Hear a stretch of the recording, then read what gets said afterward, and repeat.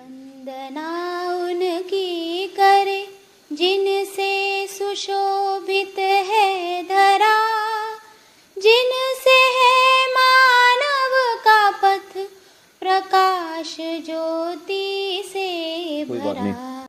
Page number 44 आज हमें करना है। 43 हमने कल किया था।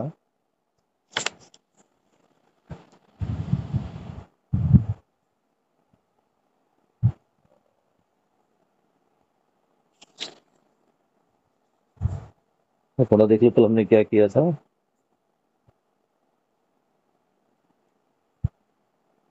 तो बाबा जी कल सहअस्तित्ववादी विधि के बारे में बता रहे थे।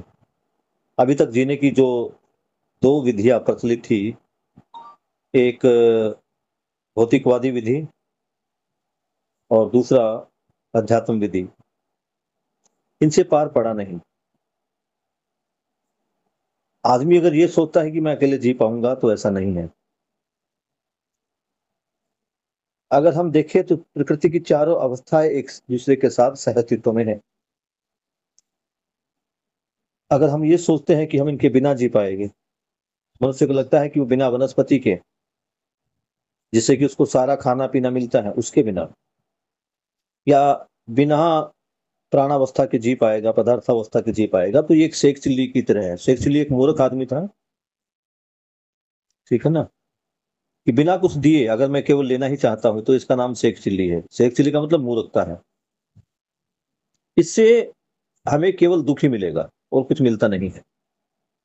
तो बाबा जी यहाँ सहअस्तित्व के बारे में समझा रहे थे। और सहअस्तित्व में भी क्या चल रहा है? लेना और देना, उपयोगिता पूरकता विधि से व्यवस्था में बने रहना और अपने से जो बाकी की व्यवस्थाएं हैं उनमें भागीदारी करना।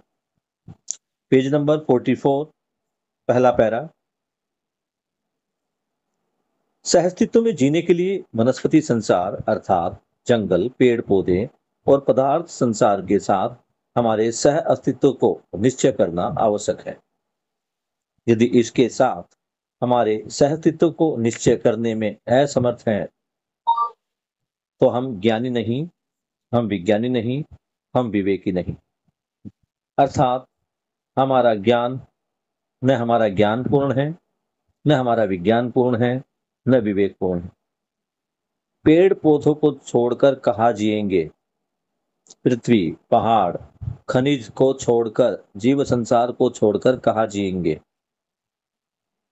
इन सब के साथ हमको जीना ही है। ये सब हमारे साथ रहने वाले द्रव्य हैं, संपदा है, ऐश्वर्य है।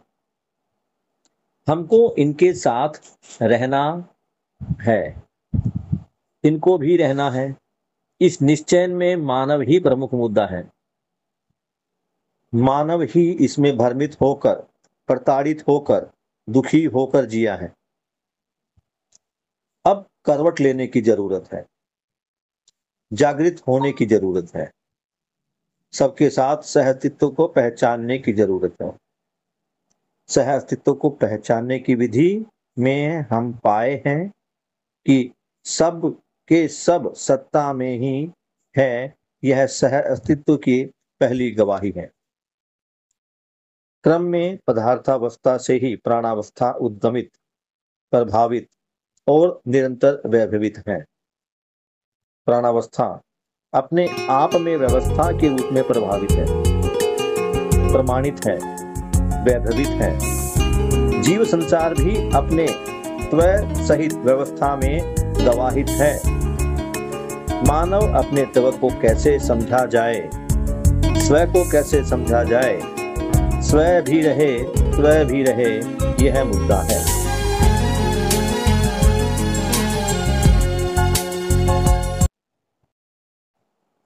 तो बाबा जी सहअस्तित्व के बारे में बता रहे हैं। क्या कह रहे हैं कि सहअस्तित्व में जीने के लिए वनस्पति संसार अर्थात जंगल, पेड़ पौधे और जो पदार्थ संसार है, इनके साथ सहअस्तित्व को निश्चयन करना पड़ेगा। एक बार देख लेते हैं कि सहअस्तित्व क्या कहता है। अगर बड़े कैनवास पर देखते हैं तो बाबा जी क्या कहते हैं, किसको सहअस्तित्व बोलते हैं? बाबा जी कह रहे हैं कि सहअस्तित्व का तात्पर्य है व्यापक सत्ता में संपृक्त यानी इस खाली स्थान में डूबे भीगे घिरे जड़ और चैतन्य इकाइयां,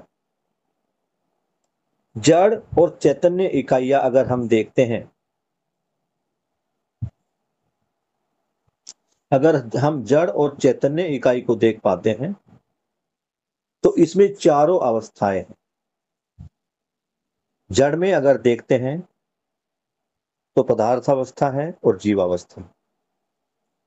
जब चैतन्य को जानते हैं तो हम देखते हैं कि जीवावस्था है और ज्ञानावस्था है।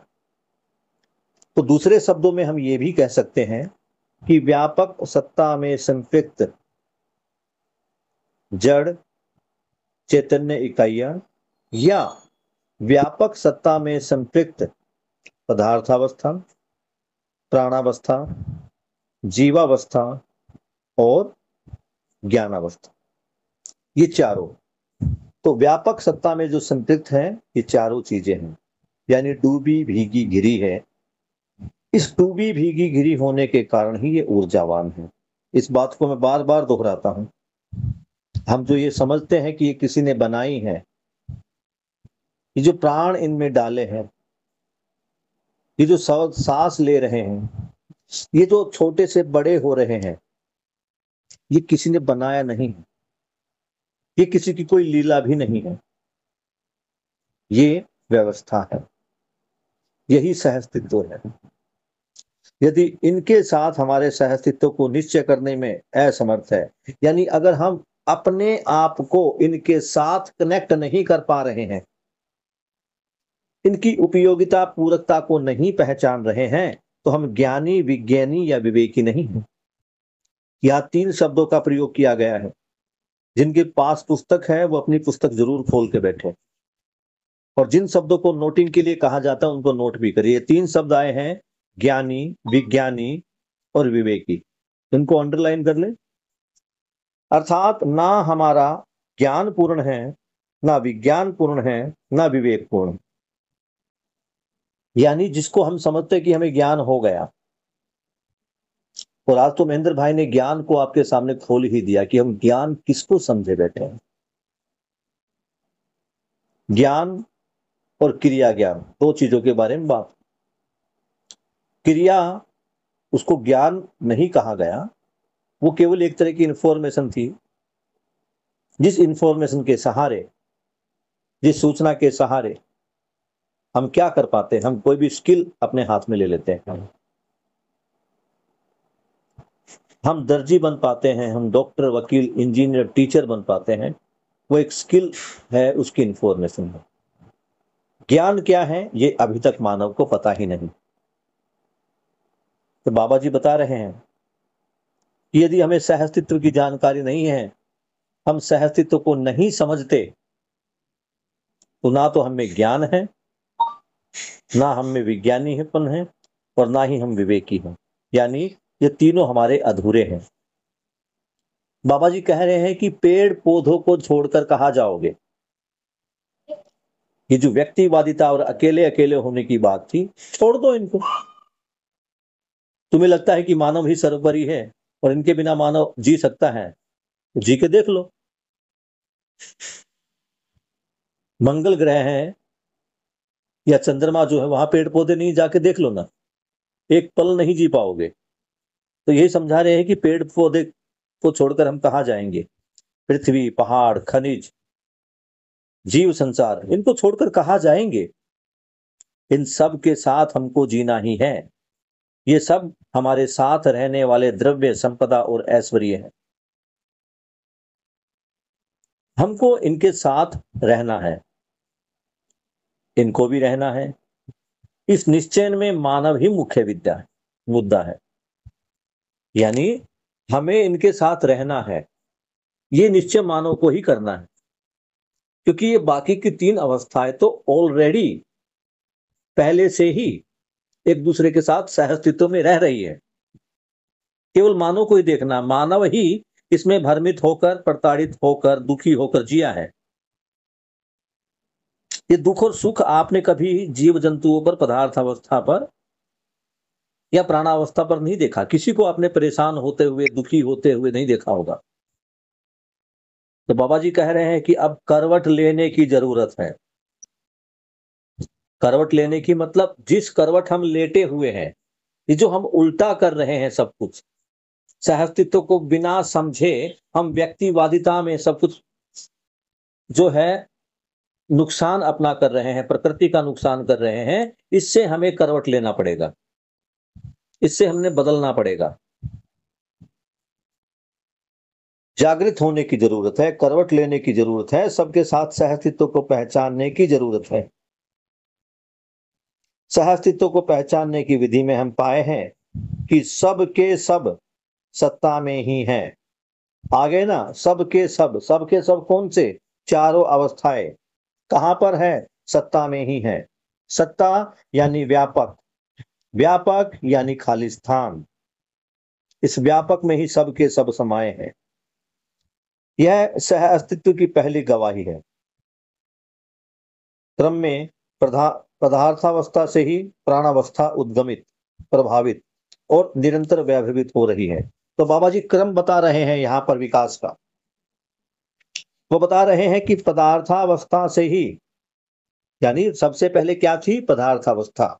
उसके बाद उसी से प्राणावस्था उद्गमित, प्रभावित और निरंतर व्याभवित है। उद्गमित का मतलब है उससे ही प्रकट होना। तो जो पदार्थावस्था वो कहां से प्रकट हुई? सॉरी, जो ये प्राणावस्था थी ये कहां से प्रकट हुई है? पदार्थावस्था से। और निरंतर व्याभवित है। निरंतर व्याभवित होने का मतलब है कि तब से लेकर आज तक ये है ही। वैभवित होने का मतलब है वर्तमानित होना, यानी होना। प्राणावस्था अपने आप में व्यवस्था के रूप में प्रभावित है, प्रमाणित है, वैभवित है। प्राणावस्था की सभी इकाइयों को देखो, इनका जो वैभव है उसमें वैभवित है, यानी जो इसका स्वभाव है, जो इनकी व्यवस्था है, ये उस व्यवस्था में बने ही हुए हैं। जीव संसार में भी देख लो, ये जीव संसार भी अपने त्वय सहित, त्वय मतलब ये खुद में एक व्यवस्था है, उस व्यवस्था में जी रहे हैं और अपने से आगे वाली व्यवस्था यानी ज्ञानावस्था उसके रूप में काम कर रहे हैं। उसके लिए गवाही है। कैसे गवाही है? कि मानव का जो विकास हुआ वो जीवों से ही हुआ। उन्होंने अपने से अगले वाली जो अवस्था थी उसको वैभवित होने का पूर्ण प्रयास किया और अपने प्रयास में सफल रही, तो उसकी गवाही भी है। अब बचता है मानव। तो मानव अपने त्वय को कैसे समझे? तो यहां पर ये शब्द आया है त्वय। ये त्वय जिसके साथ लग जाता है उसकी मौलिकता हो जाती। मौलिकता मतलब उसमें मूल्य क्या है। तो जो मानव है वो अपने मूल्यों को कैसे समझे, अपनी मौलिकता को कैसे समझे, अपनी व्यवस्था को कैसे समझे, अपने स्वभाव को कैसे समझे और उस स्वभाव में बना कैसे रहे, उस स्वभाव की निरंतरता कैसे रहे। अभी जो तुम देखोगे मानव का जो स्वभाव है वो पशुओं के समान ही है। वही क्रूरता, अक्रूरता, वही दीनता, हीनता। अब क्रूरता, अक्रूरता जब ये शब्द आए हैं तो थोड़ा इनको भी देख लेते हैं। जो जानवर है, जानवर में क्या देखोगे? कुछ जानवर शक्तिशाली, कुछ कमजोर। जो शक्तिशाली है वो क्रूर है और जो कमजोर है वो अक्रूर है। तो क्रूर क्या करता है? दूसरों का शोषण करता है, अपनी ताकत के दम पर दूसरे जानवरों को शोषित करता है, उनको खा जाता है, मार देता है। जैसे एक शेर है, वो जंगल के अन्य जानवरों को, कुत्ता बिल्ली को, बिल्ली चूहे को, ये क्या कर रही है? उनको समाप्त कर रही, शोषण कर रही। कब? जीव चेतना में। मानव ने देख लिया कि ये शोषण कर रही है, उनको खा रही है। मानव उनके खाने को तो देख पाया कि ये जो मांसाहारी जीव है ये शाकाहारी जीवों का भोजन कर रहे हैं, उनको मार कर खा रहे हैं। उनकी इस अक्रूरता को तो देख रहे हैं वो, लेकिन ये अक्रूरता भी एक व्यवस्था में है, इसको नहीं समझा उन्होंने। तो वहां से क्या सीखा? जो काम का लगा उसको सीख लिया। उन्हें काम का क्या लगा कि हमें भूख लगती है तो इन जानवरों को मार के खा सकते हैं, अक्रूरता आ गई। इसी अक्रूरता में मानव ने यह भी देखा कि जो शक्तिशाली होता है वो हमेशा दूसरों को ताकत के दम पर, हथियारों के दम पर, संपत्ति के दम पर हमेशा डरा धमका के रखता है, और यही उन्होंने किया।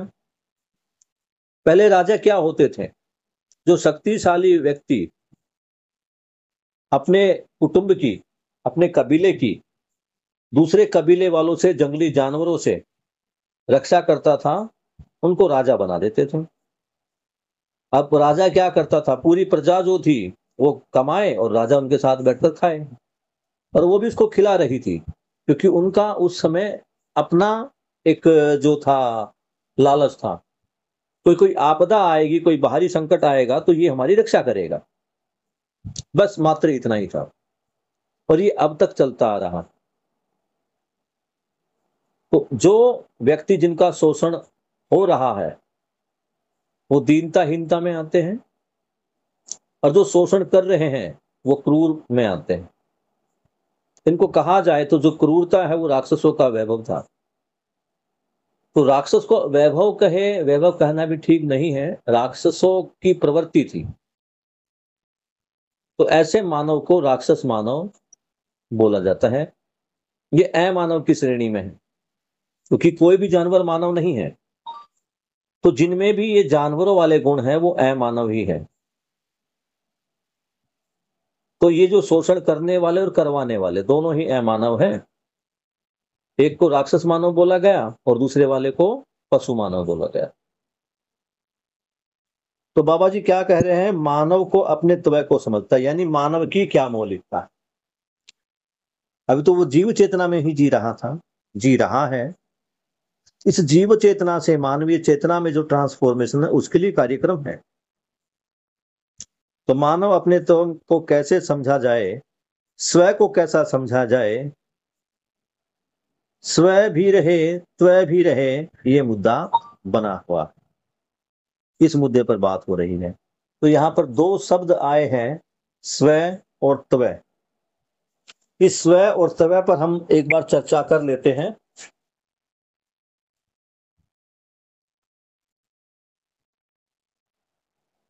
मैं देखता हूँ ये स्वयं और त्वय अगर मेरे नोट्स में सही है, मुझे पता है कि ये है तो सही, मैंने लिखा है।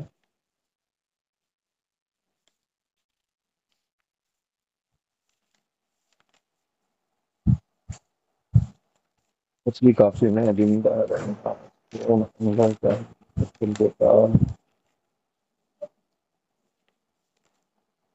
धर्म का कर्म और फल,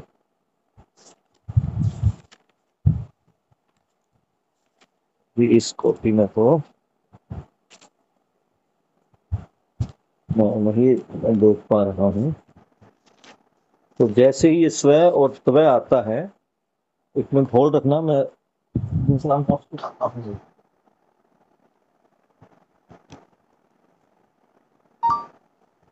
ये त्वय तो है व्यवस्था, उस व्यवस्था को देखना। मैं पुस्तक खोल लेता हूँ अपने नोट्स वाले एक बार।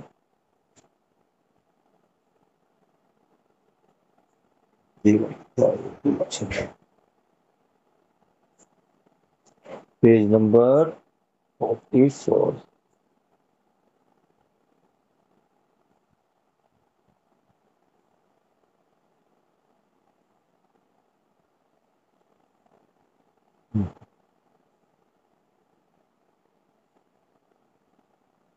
तो त्वय का मतलब है उसकी मौलिकता, आचरण। हर वस्तु त्वय सहित इकाई होने का प्रमाण है, व्यवस्था का द्योतक है। तो त्वय क्या है? एक स्वयं एक व्यवस्था है। तो त्वय का मतलब यहां पर क्या है? व्यवस्था, अस्तित्व। अस्थि माने होना और त्वय माने व्यवस्था। यही इसको मौलिकता भी बोलते हैं, स्वभाव भी बोलते हैं। तो जो स्वय शब्द आया है इस पर आप टिक करें, ऐप में भी जब आप खोलेंगे तो ऐप में इसके नीचे आपको अंडरलाइन मिलेगा, अंडरलाइन पर जैसे ही क्लिक करेंगे इसकी परिभाषा खुल जाएगी। मैं अभी इसको ऐप से ही देख रहा हूं यहाँ पे। तो त्वय क्या है? आदमी की मौलिकता, उसकी खुद की व्यवस्था, उसका स्वभाव, उसका आचरण।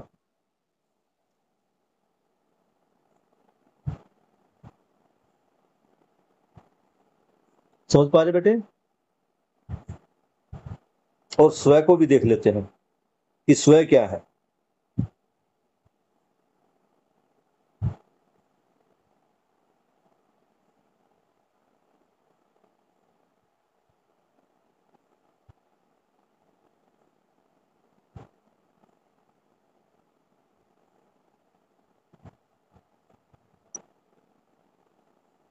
तो स्वय है स्वयं की व्यवस्था। आगे बढ़ते हैं। जीवन विद्या से स्वय और त्वय में समझ में आता है। जीवन को मैं स्वय के रूप में पहचानता हूं। जीवन क्या है? स्वय, यानी स्वयं की व्यवस्था।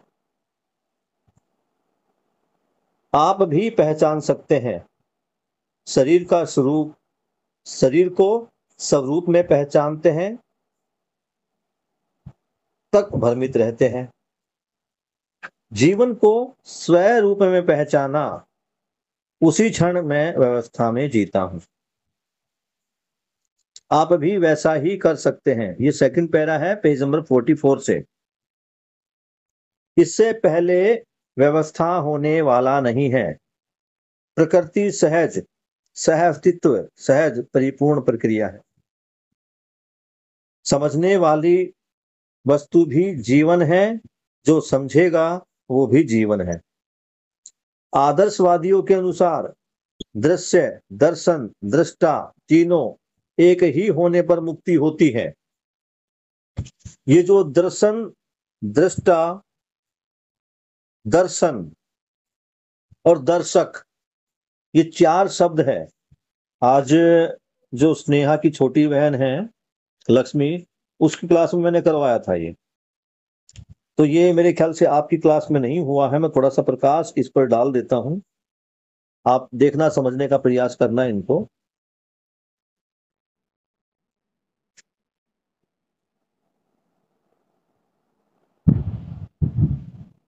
आदर्शवादियों के अनुसार दृश्य, दर्शन, दृष्टा तीनों एक होने पर ही मुक्ति होती।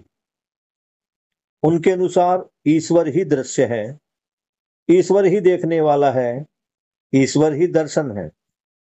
इन्हीं आधारों पर बहुत सारा वांग्य में रचा गया। इसके बाद भी ईश्वर कैसा है, कहाँ है, क्यों है, ये समझ में नहीं आया। इसके बाद भी ईश्वर पर आधारित बात मानव सुनता ही है और उसको सुनकर अच्छा भी लगता है। यही बात देखा गया है। अच्छा लगने में, अच्छा होने में दूरी यथावत बना हुआ। इसके बाद मानव को यंत्र बताने लगे, वो भी हो नहीं पाया। लेकिन बताते ही रहे, जैसे ईश्वर को बता नहीं पाए फिर भी बताते ही रहे। इस ढंग से हम फंस गए। इससे हटकर कुछ सोच नहीं पाते। इससे छुटकारा पाने की विधि है कि जीवन तो नित्य है, शरीर तो जीवन के लिए बारंबार घटना है। ये अंतिम लाइन में ही बाबा जी ने ऐसा जोड़ दिया। इसकी व्याख्या देखते हैं, पेज नंबर 44 सेकंड पैरा जो है। जीवन विद्या से स्वय और त्वय को समझ में आता है, यानी मानव क्या है और उसकी मौलिकता क्या है। जीवन को मैं स्वय के रूप में पहचानता हूं, आप भी पहचान सकते हैं। यानी कि मैं जो हूं वो जीवन हूं, वो शरीर से अलग एक यूनिट है। उसको मैं पहचानता हूं, आप भी पहचान जाओगे। और अब तो बेटा ये प्रमाण आने शुरू हो गए हैं। जो हमारे बड़े भाई लंबे समय से अध्ययन के साथ लगे हैं, वो अब जीवन और शरीर को अलग कर देख पा रहे हैं। वो देख पा रहे हैं। हाँ, मिल गया स्व और त्व, बिल्कुल मेरे नोट्स में मिल गया है। पहले स्व और त्व को ही बोलते हैं। मानव का स्वत्व मानवत्व ही है, यानी मानव अपनी मौलिकता के साथ, वही उसका स्वत्व है। कोई भी चीज होती है बेटे, वो दो चीजों में होती है, एक स्थिति में और एक गति में। तो जो स्व है, जो स्व है वो स्थिति में है, और जो त्व है वो गति में है। गति में क्या है? व्यवस्था। और स्व यानी स्थिति में क्या है? इसमें है मौलिकता उसकी। स्व का अर्थ है होना। क्या होना? स्वयं में व्यवस्था का स्वरूप। मैं व्यवस्थित हूं, और जो अगले वाली व्यवस्था है उसमें भागीदारी कर पा रहा हूं। दो चीजें होती हैं, एक स्वभाव, एक धर्म। प्रकृति की चार अवस्थाएं हैं, चारों अवस्थाओं का अपना स्वभाव और अपना धर्म है। प्रकृति की चारों अवस्थाओं के धर्म के बारे में हमने बात की थी। पदार्थ अवस्था का धर्म है अस्तित्व यानी होना। प्राणा अवस्था का धर्म है होने के साथ पुष्टि यानी अस्तित्व के साथ पुष्टि। जो जीवावस्था है उसका धर्म है अस्तित्व, पुष्टि और उसके साथ जीने की आशा। जो ज्ञानावस्था की इकाई है उसका धर्म है अस्तित्व, पुष्टि और सुख से जीने की आशा। अब देखा जाए तो मानव सबसे अंत में है, तो जो मानव धर्म है उसमें बाकी तीनों का धर्म समाया ही है। इसी को कहा गया कि जो बड़ा है उसमें छोटा समाया ही है, गुरु में लघु समाया ही है, पांच में एक दो तीन चार ये सब समाये ही है। तो स्वत्व का मतलब क्या हुआ? स्व का मतलब है होना, और त्व का मतलब है रहना। आज दो बातें हुई थी, होना और रहना। होना कहाँ? अस्तित्व में। रहना कहाँ? व्यवस्था में यानी संसार में। आज ये बात कराई थी ना बेटा महेंद्र भैया ने, आपको ध्यान हो कुछ तो बोर्ड पे? Yes sir. ये वही, ये जो स्वत्व है, ये स्वत्व ही रहना और होना है। ये क्लियर हो गया स्वत्व? हाँ भाई, हुआ क्लियर या कुछ और समझाना इस पे? सर अगर आप स्वत्व का एक वर्ड में मीनिंग बताना चाहोगे तो क्या होगा? होना और रहना। होना सर, मतलब इससे related व्यवस्था में होना और व्यवस्था में रहना। सर एग्जाम्पल देकर एक बार बता दो अच्छे से। बिल्कुल समझा देते हैं। पदार्थावस्था अस्तित्व में है और अपने से जितने आने वाली व्यवस्थाएं हैं उसमें भागीदारी करता है। एक छोटा परमाणु, छोटा परमाणु स्वयं में क्या है क्या? वो एक व्यवस्था है। उस व्यवस्था के अंदर कुछ जो अंश थे, वो जो सेंटर था उसके चारों तरफ घूम रहे थे। ये सेंटर में होना और घूमना, ये उस परमाणु की व्यवस्था है जिसको स्व कहा गया, वो है। ठीक है। और वो जो है वो रहता कहाँ है? वो अपने जैसे परमाणुओं को इकट्ठा करके अगले परमाणु के जो बनता है उसकी व्यवस्था में भागीदार होता है। तो स्वयं व्यवस्था में होना स्व, और अपने से बड़ी वाली व्यवस्था में भागीदारी करना त्व। तो होना और रहना। होना किसमें? व्यवस्था में। रहना किसमें? व्यवस्था में। होना किसमें? अपनी खुद की व्यवस्था में। रहना किसमें? अपने से बड़े वाली व्यवस्था में। जिस प्रकार पदार्थ अवस्था स्वयं में है, लेकिन वही अपने से अगले वाली यानी प्राणावस्था में। प्राणावस्था में भी क्या है? पदार्थावस्था तो समाहित है ही ना। समझ पा रहे हो? Yes sir. पानी एक पदार्थ है, कैल्शियम एक पदार्थ है, आयरन एक पदार्थ है, मिनरल्स भी एक पदार्थ है। ये जमीन से पौधे को मिलते हैं और जमीन में आ गए, यानी वहां ये अलग अलग थे, वो एक साथ आ रहे हैं। एक साथ किस में आ रहे हैं? व्यवस्था में आ रहे हैं। किसकी व्यवस्था? पौधे की व्यवस्था। कौन सी व्यवस्था? वो जो अगले वाली व्यवस्था प्रकट होनी है, अगली जो अवस्था, यानी पौधे के बाद की जो अवस्था है, यानी जीवावस्था, उसके लिए पूरक हो रहे हैं। समझ पा रहे हो? उसके लिए उपयोगी हो रहे हैं। क्या हो रहे हैं? उसके लिए उपयोगिता और पूरकता के साथ जी रहे हैं। तो स्वयं में व्यवस्था को समझना और अगले वाली व्यवस्था में मेरी क्या भूमिका है और उस भूमिका को निभाना, यही स्वत्व है। व्यवस्था में रहना, व्यवस्था में होना और व्यवस्था में रहना। बेटा भानु, दीदी को बोल दे मेरा दूध दे देगी गर्म करके, गर्म दे देगी बेटा। समझ पा रहे बच्चे? आगे बढ़े। Yes sir. Good. Yes sir.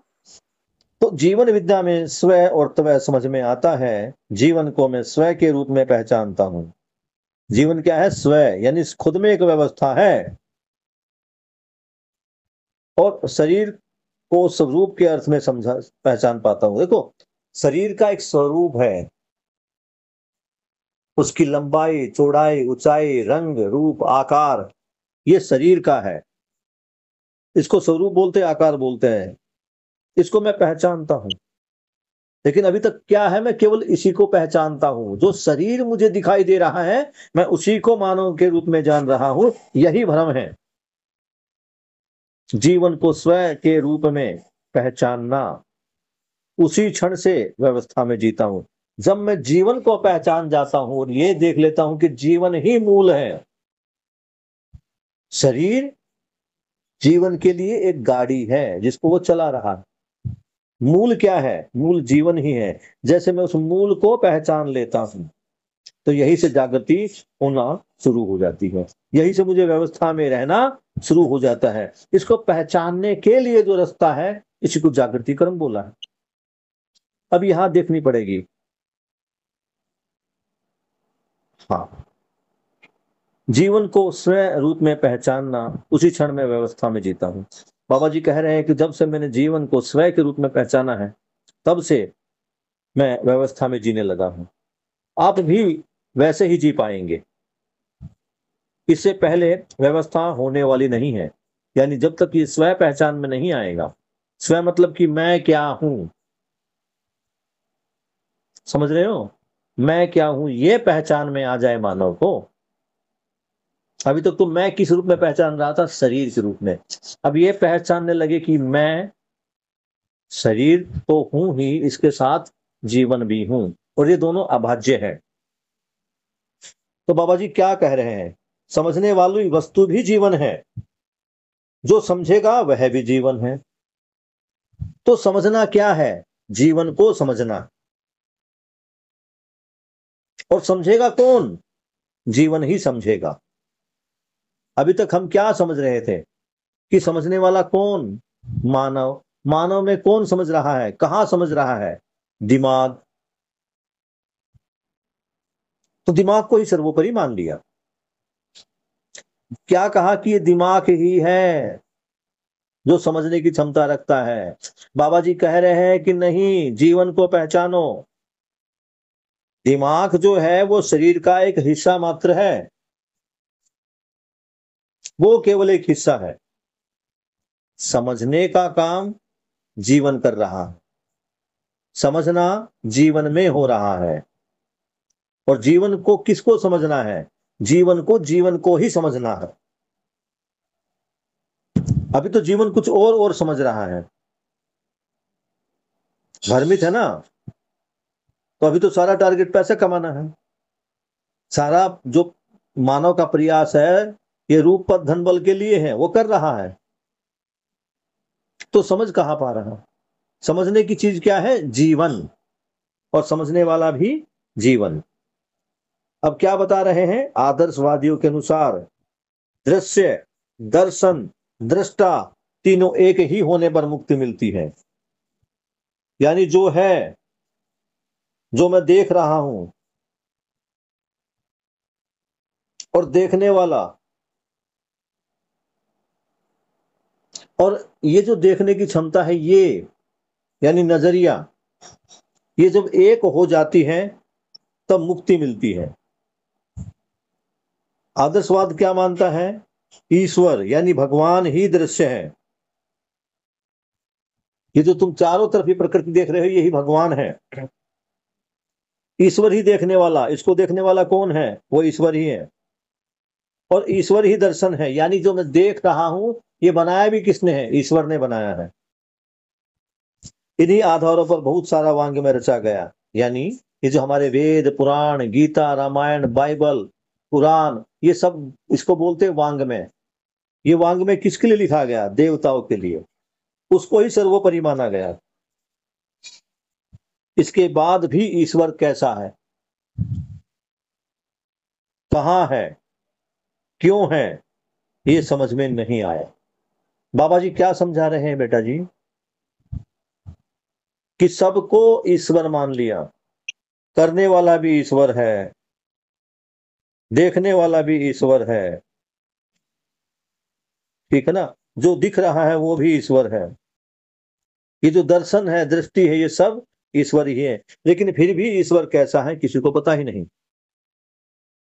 ईश्वर क्या है किसी को पता नहीं, कहाँ रहता है किसी को पता नहीं, कैसा दिखता है पता नहीं, और क्यों है, क्या करता है, कुछ नहीं पता। अभी तक समझ में नहीं आया। बस इतना करते हैं कि जो कुछ हो रहा है ईश्वर कर रहा है। इस पे भी थोड़ी चर्चा करेंगे, थोड़ा देखना है। यह बात देखा गया अच्छा लगने में, अच्छा होने में। जब हम अभी हम क्या करते, देखो एक बार, सुबह सुबह क्या करते हैं? सुबह उठ के पहला काम क्या होता है? भाई आरती लगा दो भगवान की, कोई प्रवचन सुन लो, कोई गीता का ज्ञान सुन लो, ये करते ही हैं। अभी तक ईश्वर ईश्वर करते हुए हमें इतने साल हो गए, लेकिन ईश्वर क्या है, कैसा है, ये पहचान में नहीं आ रहा। इसके बाद भी ईश्वर ईश्वर आदमी गाता ही रहता है। ईश्वर के बारे में सुनकर उसको अच्छा ही लगता है। पता नहीं है ईश्वर क्या है, लेकिन उसके बारे में सुनकर अच्छा लग रहा है। तो बाबा जी क्या कहते हैं कि अच्छा होने में और अच्छा लगने में अभी भी दूरी है। वो जिसको हम ईश्वर मान के अच्छा अच्छा महसूस कर रहे हैं, उसको जाना नहीं है, माना है, तब भी अच्छा लग रहा है। लेकिन वो अच्छा लग रहा है या अच्छा है, इसमें भी दूरी बना हुआ है। उसके बाद ये बात थी किसकी? अध्यात्मवाद की। यानी सब कुछ भगवान को ही मान लिया, करने वाला भी भगवान है, संसार को बनाने वाला भी भगवान है, आदमी को मारने वाला भी भगवान है, जन्म देने वाला भी भगवान है। और क्या बोलते हैं कि मैं जो भी कर्म करता हूं वो मेरे भाग्य में पहले लिखा होता है।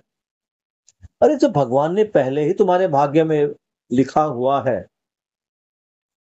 तो फिर जो तुम करते हो वो पाप कैसे बन जाता है?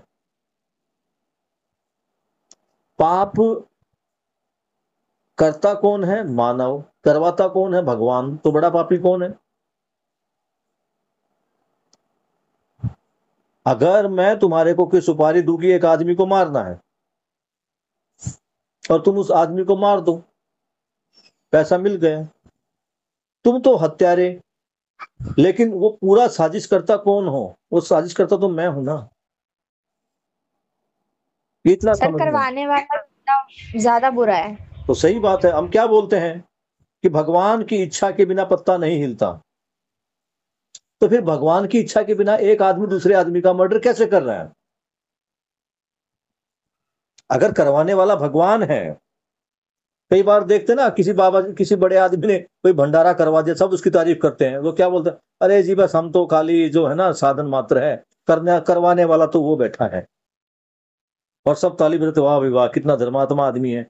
अगर मर्डर करके कोर्ट में कोई एक जो है दोषी भी ये कह दे जी मैं तो मासूम हूं जी, मैं कौन हूं जी, करवाने वाला तो वो है, उसको दे दो फांसी, इज इट पॉसिबल?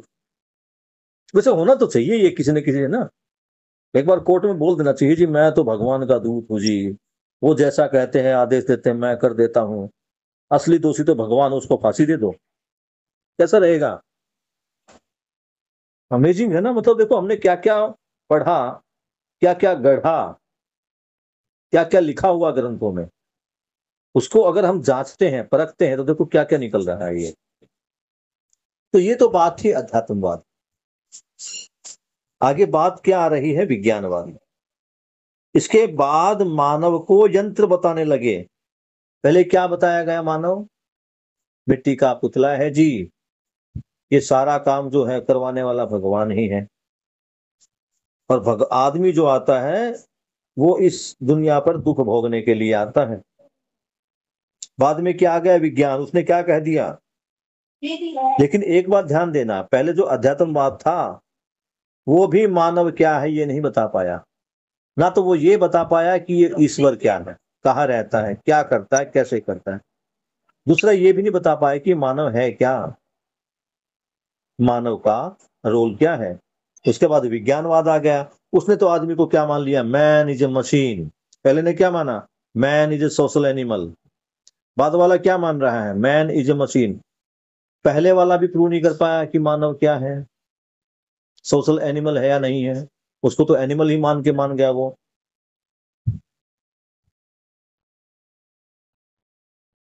दूसरे वाले ने उसको मशीन मान लिया। वो बताते ही रहे, जैसे ईश्वर को नहीं बता पाए फिर भी बताते ही रहे। पता नहीं ईश्वर क्या है, लेकिन उसके गुण गा रहे हैं। कभी तुमने वो सत्यनारायण व्रत कथा सुनी है? सुनी किसी बच्चे ने? Yes sir. वो कोई कहानी है उसमें? कथा है कोई? बस ये था कि वो एक लड़की थी, उसके पिताजी ने एक कहानी सुनी। कौन सी कहानी सुनी वो कहानी पता ही नहीं है। फिर वो कह रहा, लकड़हारा कह रहा, जी भैया मेरे पास तो इतने पैसे थे, मैं भी, मेरे पास अच्छा टाइम आएगा तो मैं भी ऐसा व्रत कथा करवाऊंगा।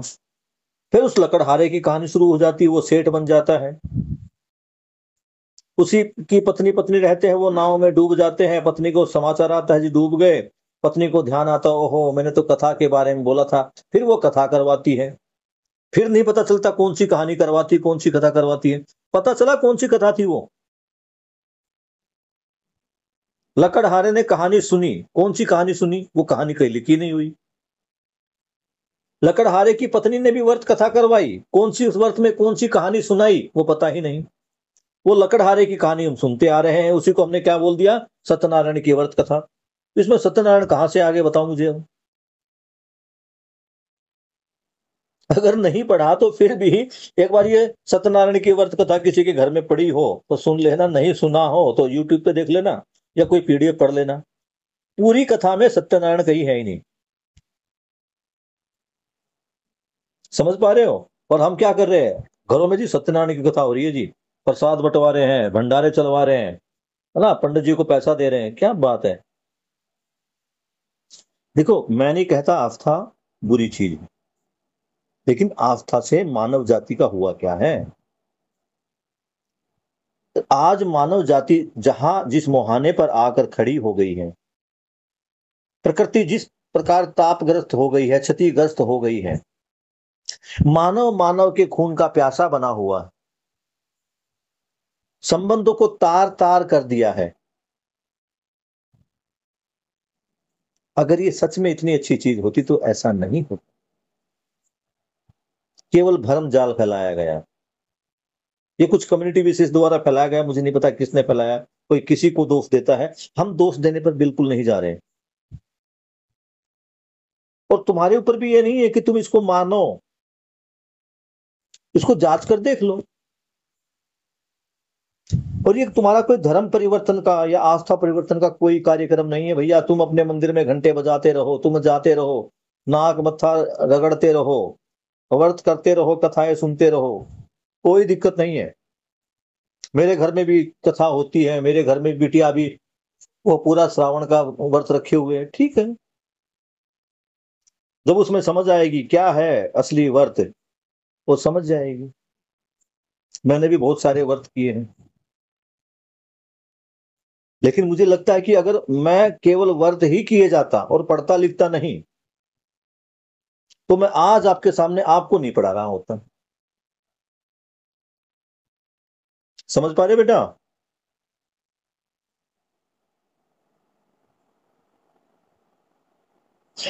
Yes sir.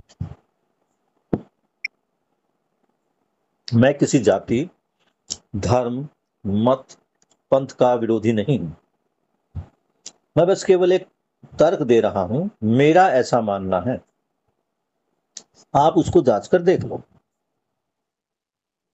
तो कह रहे हैं कि ना तो अध्यात्मवाद, ना ये यंत्रिकवाद यानी विज्ञानवाद यानी भौतिकवाद मानव को बता ही नहीं पाया। एक बताता है कि मानव जीव है, एक बताता है मानव मशीन है। हम यहीं पर फंसकर खड़े हो गए। अब हम इनसे छुटकारा पाना चाहते हैं, क्योंकि इनके सानिध्य में रहकर भी हम खुश तो नहीं। कहते हैं कि राम भगवान 5000 साल पहले आए थे, 3000 साल पहले कृष्ण भगवान आए थे। इतने साल हो गए मानव को इनकी पूजा आराधना करते हुए, फिर भी मानव आज तक पाप मुक्त नहीं हुआ। उल्टा जाति धर्म संस्थान में हमने, जाति और धर्म ने हमें ऐसा बांट दिया। अब तो फिर भी बहुत कम है, नहीं तो पहले ये था कि किसी नीची जाति वाले की छाया भी अगर किसी ऊंची जाति वाले पर पड़ जाती थी तो वो अछूत हो जाता था, उसको नहाना पड़ता था, उसका धर्म भ्रष्ट हो जाता था। इतनी हीनता थी। एक तरफ तो क्या कह रहे हैं कि संपूर्ण रचना भगवान की हुई है, इस धरती का एक एक कण भगवान ने बनाया है। तो जिसको हम नीची जात, छोटी जात बोल रहे हैं, वो भी तो भगवान की रचना है। और भगवान जिसकी हम सुबह शाम घंटी लेके, आरती का थाल लेके पूजा करते हैं, उसकी बनाई हुई रचना को हम नीचा दिखा रहे हैं, उसकी बनाई हुई रचना का हम तिरस्कार कर रहे हैं। तो ये भगवान का अपमान है, भगवान का सम्मान है, इसको भी देखना पड़ेगा। 10:01, पेज नंबर 44 समाप्त। किसी का कोई सवाल हो तो पूछ सकता है। पूछना किसी को?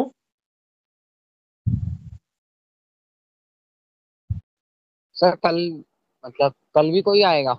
तो अब डेली किसके पास टाइम होता है बेटा? ये तो करीमवीर भैया का है कि ये लोग आए थे, हम सबकी जानकारी इनके साथ थी। महेंद्र भाई के साथ हम जाते भी है, जुड़ते भी हैं। अभी महेंद्र भाई का एक प्रोग्राम है 15 अगस्त से लेकर 20 अगस्त तक का।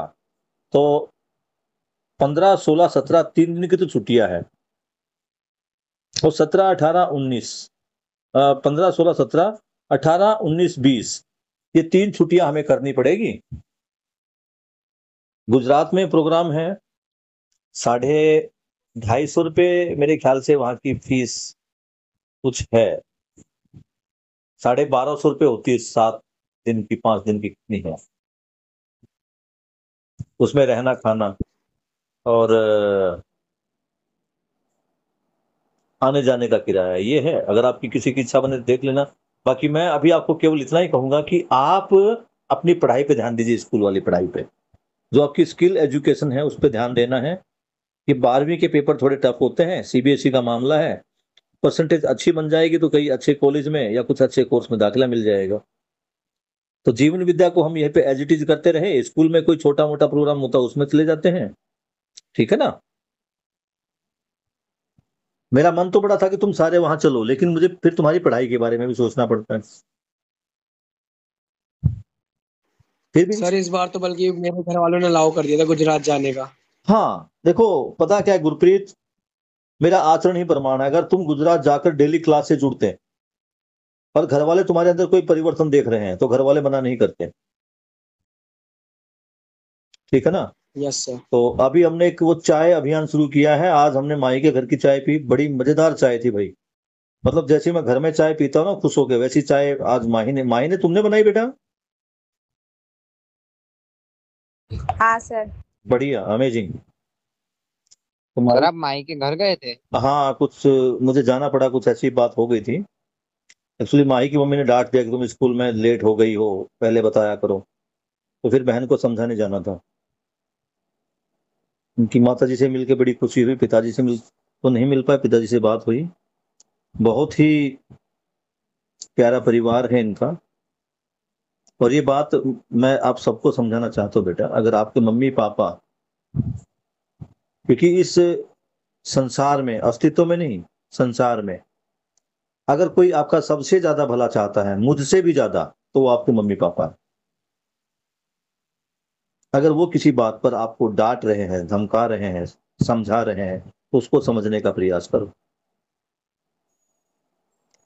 अगर आप सब मेरी बेटी बेटियां हैं और एक निश्चित समय पर आप घर नहीं पहुंचते, तो दिमाग में हमेशा नेगेटिव ही आता है, क्योंकि समाज में नेगेटिविटी ही फैली हुई है, लड़कियों के मामले में खासकर। अगर मेरी बेटी स्कूल से आने में 10-15 मिनट लेट हो जाती है, तो दिमाग में उल्टे उल्टे विचार आते हैं। तो तुम्हारे माँ बाप हैं, उन्होंने तुम्हारे को पाला पोसा बड़ा किया है, वो कई बार कुछ ऐसा बोल देते हैं तो गुस्सा नहीं करना। दूसरी बात, आप ये जो जीवन विद्या कर रहे हैं ना, ये अपने मम्मी पापा के लिए नहीं कर रहे हो, आप स्कूल के लिए भी नहीं कर रहे हो, आप अपने भाई बहन के लिए, इस समाज के लिए भी नहीं कर रहे हो। आप खुश होना चाहते हो, आप सुख पूर्वक जीना चाहते हो, सुख क्या है इसको समझना चाहते हो, मैं क्या हूं, संसार क्या है, करना क्या है इसको समझना चाहते हो, तो ये हम सबकी निजी प्यास है। हम इसमें जितना पानी पिएंगे उतनी हमारी प्यास बुझेगी। ये जो पानी है ज्ञान रूप में, जितना हम ज्ञान लेंगे, उस ज्ञान को लेने से ही हमारी जो प्यास है वो बुझेगी और हमें तृप्ति होगी। अगर मैं अपने घर वालों को बोल दो, अगर तुम मुझे परेशान करते, तुम मेरी बात नहीं मानते और मैं आज के बाद जीवन विद्या में नहीं जाऊंगा, तो मैं उनका कुछ नहीं कर रहा हूं, अपना नुकसान कर रहा हूं।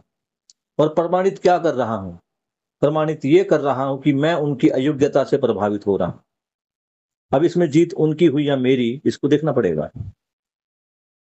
एक पड़ोसी तुम्हारे घर के सामने आके दारू की 2 घूंट लगा के उल्टी सीधी गालियां देके तुम्हें ललकार रहा है कि नीचे आओ, तुम्हें देख लूंगा, और तुम्हारा विवेक कह रहा है कि ससुरा पिए हुए हैं, ये नालायक है, निकम्मा है, मैं क्यों जाऊं उसके पास। लेकिन फिर भी कहता है, या तो पूरा पड़ोस वाले कायर समझेंगे, घर के सामने आके डांट दिया, इसकी हिम्मत कैसे है, इसको अभी जाके देखता हूं। और तुम उससे लड़ने पहुंच जाते हो नीचे, और उसको 4 थप्पड़ भी मार देते हो। और फिर वो जो पड़ोसी जिनके कारण तुम आए थे, ये सोचकर कि पड़ोस में मेरी बेइज्जती हो जाएगी, ये मेरे को ललकारने आया, घर के सामने मुझे आके धमका रहा है, इसकी ऐसी तैसी, मुझे दिखाना है कि मैं कमजोर नहीं हूं। तुम जिन पड़ोसियों को दिखाने के लिए गए थे, उनके प्रभाव में आके तुमने उस शराबी को तो 2-4 थप्पड़ मार दिए। बाद में वही पड़ोसी क्या कहते हैं, अरे यार तू भी पागल है, इसने तो पी रखी थी, तुमने भी पी रखी थी क्या। यानी वो फिर तुम्हारे को एक कहना शुरू कर देते, तुम तो समझदार थे, बताओ ऐसी तुम्हारी समझदारी थी। जब तुम उस व्यक्ति के ललकारने के बाद उससे लड़ने आते हो, तो ये जीत उस दारू पिए हुए आदमी की है, तुम्हारी है, इसको देखना। क्यों स्नेहा, क्या लगता है किसकी जीत थी ये? उसने तुम्हारे को ललकारा और तुम प्रभावित होकर पहुंच गए, उसकी जीत थी सर। और हम समझदार होकर भी, पढ़े लिखे होकर भी हार गए। कोई मुझे उत्साहित करता है गलत करने के लिए, कोई मुझे बूस्टअप करता है कि मैं कोई गलत काम करूं और मैं गलत काम कर देता हूं, ये उसकी जीत है जो मुझे बूस्ट कर रहा है। उसकी अयोग्यता से या उसके चढ़ावे में आकर मुझे काम करना ही नहीं है, मुझे अपने विवेक से काम करना है। अगर मैं नहीं गया और मुझे बाहर आके ललकार रहा है, या गली में मैं जा रहा हूं, कोई मुझसे भिड़कर, ओए कैसे कर दिया, तेरी हिम्मत कैसे हुई, और मैं भी चौड़ा हो गया उसके सामने, तो ये बुद्धि नहीं है, ये विवेक नहीं है, वो मूर्ख है, उसको होश नहीं है। और मैं उसके जैसा बन गया, यानी उसकी अयोग्यता से प्रभावित हो गया। अगर कोई कुछ ऐसा बोलता भी है तो हाथ सामने, कोई बात नहीं भैया गलती हो गई यार, आप बड़े हो, सॉरी आगे से नहीं होगा, निकल जाओ ना। ऐसा करने से उस आदमी के मन में तुम्हारे प्रति सम्मान हो गया, क्या होगा इसको जांचना है। और सम्मान ना भी हो उससे मुझे क्या मतलब है, क्योंकि मुझे सारा काम पहले अपने ऊपर करना है। आज आरती बेटी आई थी, वो कह रही थी सर मैं क्लास में मॉनिटर हूँ, कुछ बच्चियां परेशान कर रही हैं, बात नहीं मान रही। तो उनको मैंने बोला, टीचर को शिकायत करते मुझे धमकाने लगे, और आरती रो रही थी आज। मैंने उसको भी इतना ही समझाया, बेटा केवल अपने पे ध्यान दो, उनकी योग्यता से प्रभावित मत हो। जिसको स्कूल में आके पढ़ना ही नहीं वो पीरियड भी बंक करेगा, वो उल्टे सीधे और भी काम करेगा। और जब उसके आराम में, क्योंकि उसको बंक मारने से, उसको अपना मर्जी का करने से आराम मिल रहा है, जब तुम उसके आराम में तकलीफ दोगी तो देखो उसका तो फिर परेशान होना जायज है। इस तरह की बातें अगर कुछ होती है तो अपने क्लास टीचर से और प्रिंसिपल से शेयर करो। डायरेक्ट किसी के साथ लड़ना झगड़ना नहीं होता है। अपनी एनर्जी हम लड़ने में या फालतू की बातें में सोचने में व्यस्त ना करके उसे सकारात्मक कार्यों में लगाए। ये मेरा सुझाव है, आप इसको मानकर देख लेना कैसा है, ठीक है। अगर किसी बच्चे का कोई सवाल है तो बोल सकता है, अन्यथा क्लास खत्म करने का समय हो गया है, कल स्कूल भी पहुंचना है। करें खत्म।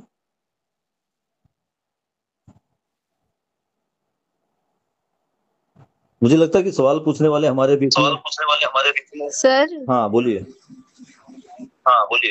सर मेरा आज का इस सेशन का तो कोई सवाल नहीं था। मैं पूछ रही थी कि मतलब अगली बार अगर कोई सेशन होता है ऐसा ऑनलाइन वाला या फिर कोई शिविर होता है जैसे हमने लिया था पहले राहुल सर का, वैसे कोई अगर होता है कैंप या फिर कुछ। राहुल कौन बोल रहे हो तुम बेटा? राहुल महाजन सर। अच्छा राहुल महाजन जी के यहाँ पे, अच्छा वो जो अरेस्टो ने लिया था 3 दिन वाला दिल्ली में।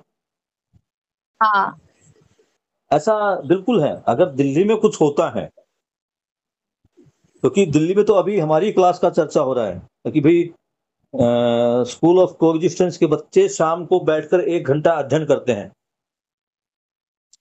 ये आज महेंद्र भाई ने मुझे बताया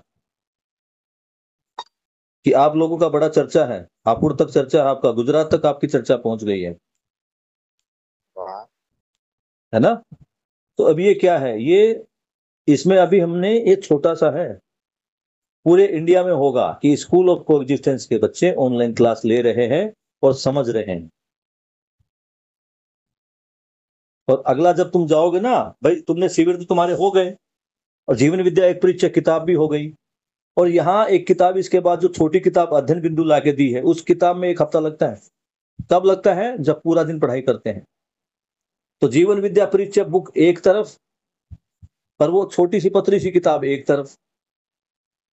1 घंटा, मतलब आप देखो कि हम हापुड़ में जाते हैं तो 7-8 घंटे हम लगातार अध्ययन करते हैं, तब वो इतने घंटे में तो 8×7=56, यानी 50 घंटे का कार्यक्रम हो वो किताब। और वो किताब ऐसे बैठ के समझने वाली नहीं है, वो बोर्ड पे समझने वाली किताब है। तो अभी मैं, इसलिए हमारा टाइम लेट हो जाता है, तो पीछे एक बोर्ड लगा हुआ है, तो कैमरा सामने करके उस बोर्ड पे ही मुझे लगता है कि लेनी पड़ेगी किताब क्लास में,